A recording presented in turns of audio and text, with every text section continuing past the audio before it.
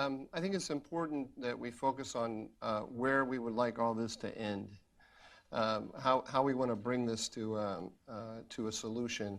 And I think it's important to recognize that we were postured for catastrophic failure in northeastern Syria because we entered into an alliance with the PKK. And the YPG, the Kurdish force that we worked with on the ground, is the PKK.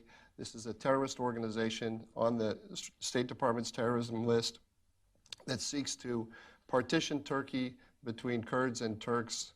By aligning with the PKK, or actually allying with the PKK, we set ourselves on a collision course with Turkey. That was unwise from a humanitarian point of view, and it was extremely unwise from a strategic point of view. The strategic prize in this situation is the orientation, the international orientation of Turkey. The Turks have been telling us for years now that they don't like the fact that we are providing a power umbrella under which the PKK can build an autonomous Kurdish statelet in northeastern Syria. And we have effectively, time and time again, told them to sit down and shut up. We rebranded the PKK as the SDF. We brought in Arabs and Yazidis and others, as Mary Beth is saying.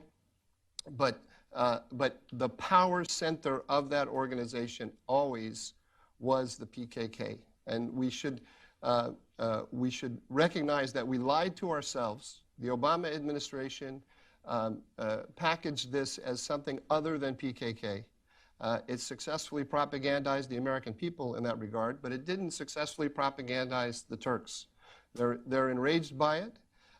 They have been telling us time and time again that this is destroying relations with them, and we chose to ignore it. This is not a question of Erdogan, by the way. The vast majority of Turks support this operation.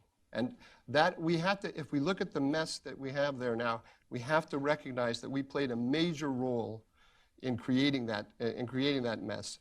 Getting out of it means we need to reestablish good ties with Ankara, productive ties for stabilizing that part of the world.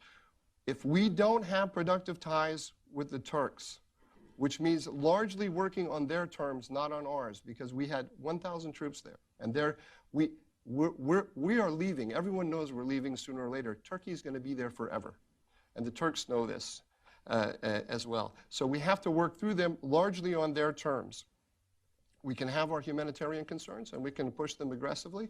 We can have differences of opinions, but it has to be within a Turkish framework rather than with some framework that we have made up as a result of where all the different little positions that we ended up with as a result of a lot of temporary tactical decisions that we made without any larger strategic understanding.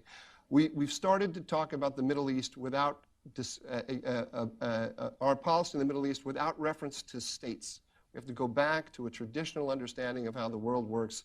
States are the main actors, and we need to position ourselves accordingly. The strategic prize is Turkey, and the strategic goal, when all of this settles, is that we can contain Iran.